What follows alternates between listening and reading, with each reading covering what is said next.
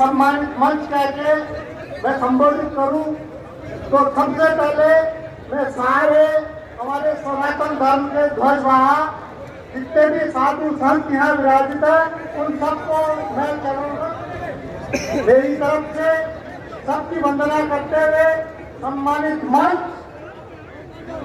सभागार में उपस्थित पहली बार ब्राह्मणों के आयोजन में इतनी बड़ी तादाद में हम पुरुषों के बराबर नारी शक्ति को प्रणाम करता हूँ। पहली बार इतनी बड़ी नारी शक्ति अपनी उपस्थिति व्यक्त करेंगे और किस बात का द्योतक है कि अब व्यवस्था परिवर्तन समय परिवर्तन का है। मैं आपको बहुत लंबी चौड़ी बातें नहीं कहते, कुछ दो चार बातें जो मुझे मंच से आदेशित किया गया उन पे बोल डालूंगा।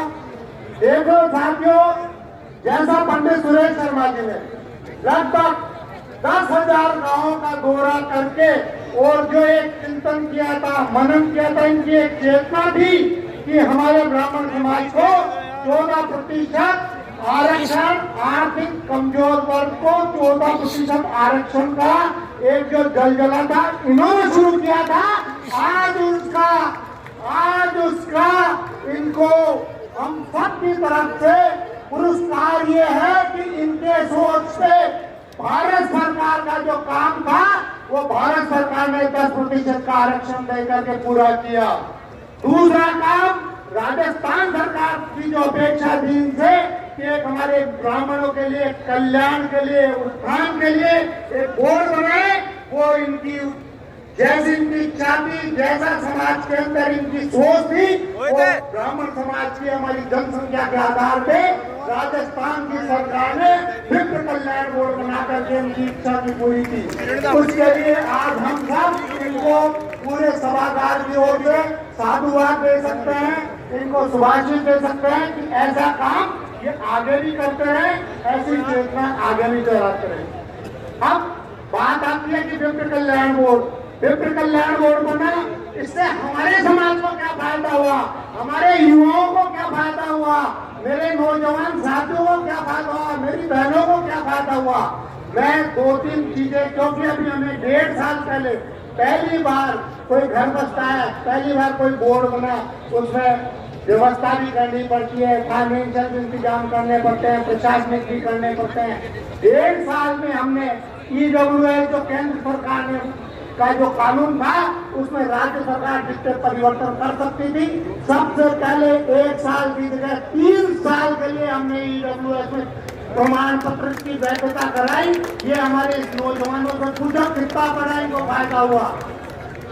दूसरी चीज, हमने बच्चों के लिए स्कॉलरशिप, EWS के जो बच्चे हैं, पहली बार राजस्थान में 30,000 बच्चों को 14,000 रुपए सालाना EWS देने का प्रावधान इस 1 अप्रैल से चालू हुआ। ये बोर्ड बनने से संभव हुआ। तीसरा, ये बहनें जो पूरे राज्य में पढ़ने जाती है, नौकरी करने जाती है, हम ब्राह्मण समाज का हर बहन का ही कहता था हॉस्टल की व्यवस्था करिए। 18 जिलों में 5-5 करोड़ की लागत से राजस्थान सरकार ने EWS वर्ग की महिलाओं के लिए हॉस्टल घोषणा नहीं करी, 1 अप्रैल से चालू भी हो गए। उससे हमारी बहनों को कितना बड़ा फायदा होगा। भाइयों को, पढ़ते तो मेरे भाई भी हैं, भाइयों के लिए भी हमने 5,000 अभी की संख्या रखी है ट्रायल बेस पे। बेटों के लिए भी हमने 2,000 रुपए प्रति माह हॉस्टल की फीस उनके खातों में डालने का प्रोविजन चालू कर दिया। इस 1 अप्रैल से वो भी लागू हो गया। ये बोर्ड बना तो ये सारी चीजें हम लेकर के आए। अब EWS की 14% की मांग की बात आती है, ये सारी युवा शक्ति मेरे से मिलती है।